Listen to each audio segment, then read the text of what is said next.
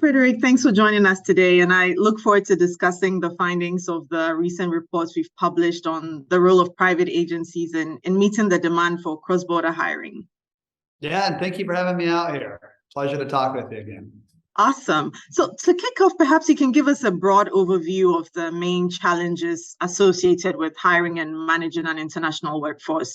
We know the tech sector has been plagued by worker shortages, forcing more companies to cast a wider net to fill their important posts with international hires. So what can you tell us about that? Well, I mean, just think about it. You have this now expansive global workforce that you can tap in to use, but it's expansive and it's global. Like you can't fly to all these places and set up a booth and start recruiting. If you recruit from home, it takes months just when you're in your own city, your own country. Imagine trying to go out there and do this internationally and still find that right talent. People they need other support. They need to find other groups to support them to do this. What about the payments angle? Obviously, the hiring is one thing, but paying these, paying international workers can also come with huge challenges. What can you also tell us about that? Oh, yeah. So it's not like you're just sending someone a check through the mail anymore. Exactly. Right?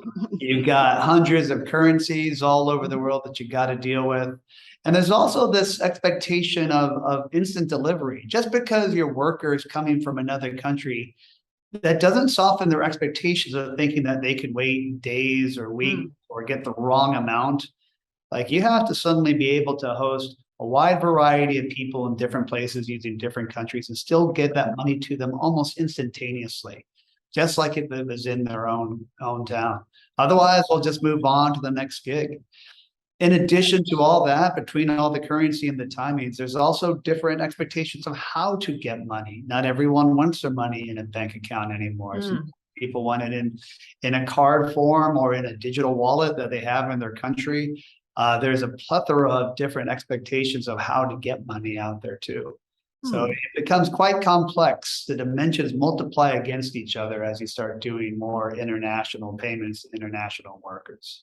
I can imagine. And this brings us to private agencies, right? Contracted firms that handle recruitment and management of these workers. And data from the report shows that over 60%, 64% to be precise, of all firms surveyed said they use private agencies to recruit international workers in 2021. So it shows that, they need the support and they're leaning on private agencies quite a lot. What can you tell us about these agencies and how they're helping meet, all of the challenges you've mentioned?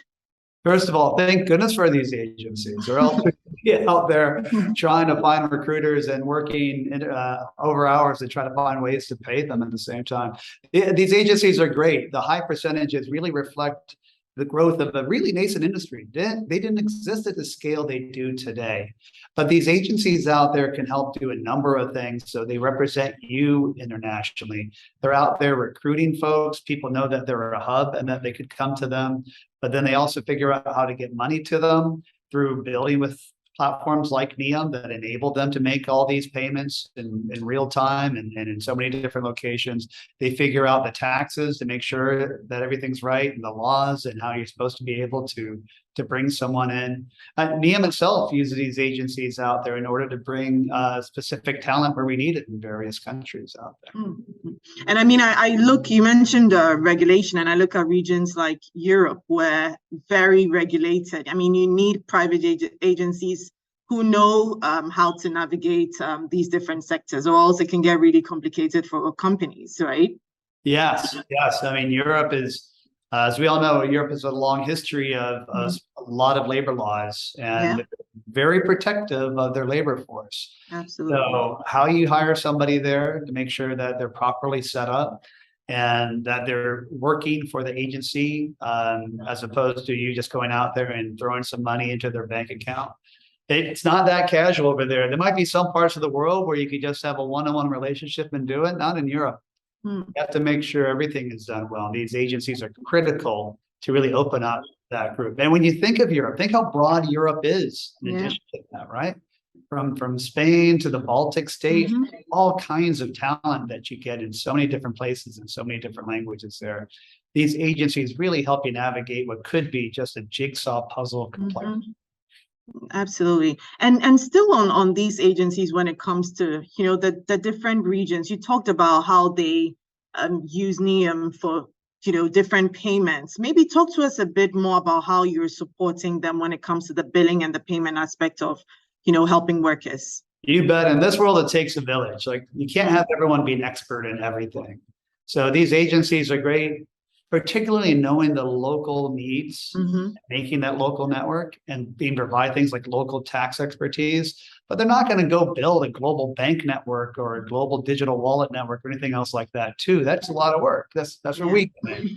NEOM's a company that has access to over 190 countries. We could pay over 100 of those corridors in real time, meaning under 15 minutes into banks. We understand just how to set up all the payments so they land correctly with the right coding on them, the right information so people can translate it.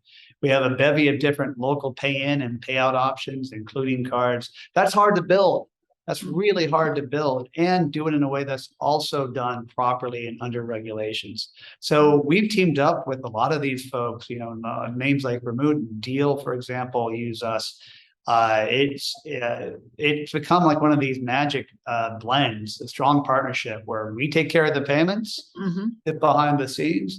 They make employers and contractors and future employees happy by providing all these services in a bundle. And you mentioned that not all workers want to receive money the same way, right? Some is in bank accounts and wallets. Are you seeing, higher demand for one payment method than the other? Does it hinge on the region they're based in? Any major differences you're seeing there, either in demand or in terms of regions or where the workers are based? Yeah, bank's always going to be the predominant one, but the mix changes by region.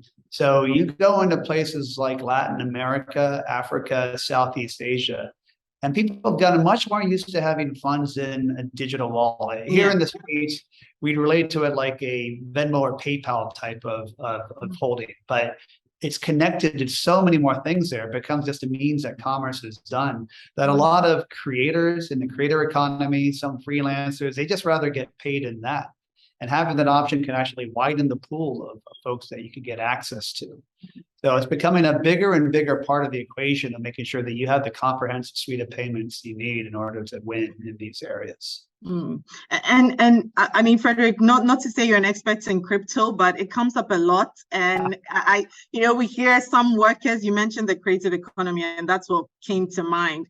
Is that something you're seeing at all? I mean, has there been demand, no matter how small, and just maybe a broader perspective on that? So you're right. I'm not a crypto expert, but you can't, if you're in payments, it's just gonna come up and you're gonna exactly. Yeah. It is out there. Now, being able to facilitate holding and sending crypto, we do have crypto services that we enable financial services to go ahead and allow their employees to invest and hold and trade crypto. Haven't really had payroll people come and ask for it yet. So anyone who's part of these agencies had them thrown it on. It's a matter of time. Like crypto is very popular in those really a lot of the same places where currencies are more fluctuating and they feel as much as we see crypto as this crazy ride, a lot of the stable coins out there become a preferred method of people wanting to hold money in places where their local currency is even more volatile. So we'll see how it develops. I'm sure there's going to be a crossover from financial institutions and fintechs using our services in crypto today over to payroll eventually. It shouldn't be out of the question. Yeah, I guess time will tell. Time will tell. Coming back to the reports, we saw a discrepancy between larger and smaller firms. The research shows that larger firms, those with between 250 million and over $1 billion in annual revenues, are more likely to use private agencies for hiring. That leaves companies with smaller spend a bit on the sidelines. Is there a way that these smaller, companies can access a wider talent pool using private agencies, or are there other solutions? No. And look, these private agencies are very nimble and agile and easy to use. That's really the thing that's changed in the last 5 years is how plug and play, just point and click is gotten out there. I think for smaller companies, it's more of an awareness. And maybe they're just a little hesitant because they think they couldn't do it. They don't know how easy it's become. Mm. There's a lot of great platforms, a lot of people to find the talent, and I'm talking with a lot of SMBs in my last 5 years, 10 years really, who leverage services like this to get the job done. Companies with 10 people overall might have half of them abroad because that's where they found their talent to be. So I don't think there's any kind of physical limitation, financial limitation. I think it's just some of it's awareness. Another part just might be getting over the little anxiety you might have misplaced about doing something like this and trying. Those agencies we talked about, they can help you. They can manage it too. And I'm sure maybe there are different agencies, obviously maybe costs depending on the clients they serve. So it's maybe a matter of finding what's a good fit and what's not. Yes, absolutely. Everyone's got a different shape and size. Agencies are the big guys out there, the large ones like Fiverr, Upwork, to these much smaller startups that will find a pocket of specialty talent that they serve out there, and they could definitely be nimble enough to help smaller companies. And another data point from the reports was that nearly 1/3 of firms, show interest in both payments innovation and using private agencies. How can the two be blended? How can technology solutions innovate to meet the demand? Well, I think we've talked a lot about particular areas where you can, right? And that's why it used to be, particularly for the larger companies, they'd have to go to agencies to kind of help, or maybe they had international folks to enable them to find talent. And then they'd have to figure out payments too. This all-in-one solution of bringing these two together help. So the way we do bring these two things in is we go to the agencies and get them with our platform. So they have payment innovation at their fingertips. It just becomes part of the whole package that they offer their clients. How do you see the space evolving, Frederick? I mean, like you said, it's changed a lot in the last 2 years. These agencies have now come on the scene. It's probably going to continue growing at a very high speed. How do you see it evolving? Are there any major trends you see shaping the space moving forward? I do. I think we've all seen the growth of these, and there's no reason to think it shouldn't slow down in the near future. People are getting more used to it. COVID did was get us more used to Zoom interactions with folks. It used to be if you had an international employee, that was the odd one in the group that you never got to see. Now, many of us live in hybrid environments or remote-only environments. We're all like that. As long as that kind of work environment remains, international employment and using these agencies is just going to keep growing because you have the whole world to find great talent. Why should that ever slow down? No, it doesn't look like it's going to be slowing down and very soon. At Neom, I mean, what does the next few months look like in terms of working with some of these agencies and businesses? Any of your, any big priorities you can share with us over the next year? Well, we'll be making announcements as all of them come live. It's been a very busy time for us. We have signed up a lot. They are going into integrations right now. I think we'll have an announcement of one of the big ones here in about a month or so, maybe weeks. Yeah. So we're going to be busy with that. A lot of them have been great partners also to think creatively. There's a nice symbiotic dynamic between working with these folks that bring us new awareness of needs that they have between how an employee is onboarded, what kind of information we need to move back and forth. And that's going right into our product roadmap so that we'll have more of a tuned engine that could fit a variety of different needs, because they're not all cookie cutter. While we have the expertise that a lot of these folks are looking at and the payment coverage that they look at, the speed that they're looking at, we're learning from them on just how to make and improve the products more. And the convenience aspect as well. We spoke about real-time payments. I think that's also something we're seeing a lot of demand, both consumers and merchants. Wanting things instantly, I think, is going to play a huge role, and having companies that can provide that, I'm sure, is going to be crucial. That's the only way. Sorry, it's the only way to do this anymore. Who wants to wait for money? In fact, we talked about it. One of the innovations that I've seen developing more, and now it's happening even internationally. It used to be US only, is payment on demand. Right.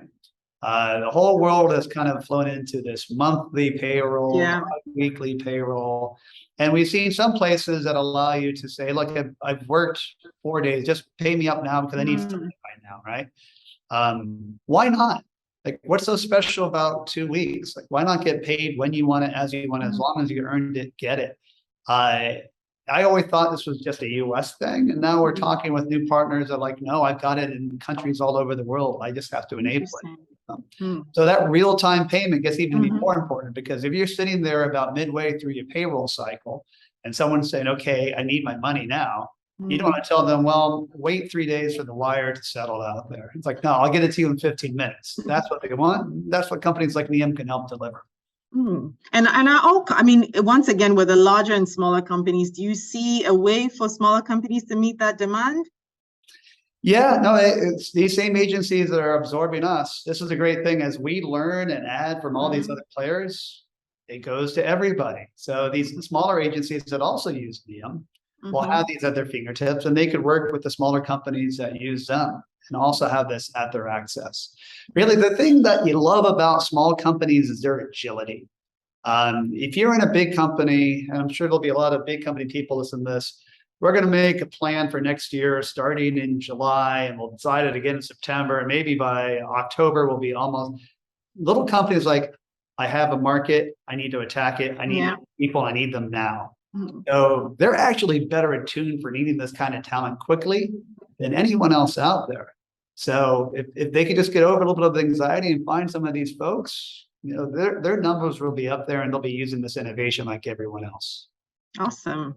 Well, very interesting space. Lots going on there. So it'll be interesting to see how things evolve, and we'll look out for the announcement coming up. But thank you so much, Frederick. Really enjoyed talking to you. It's Yeah, likewise. All right. Thank you.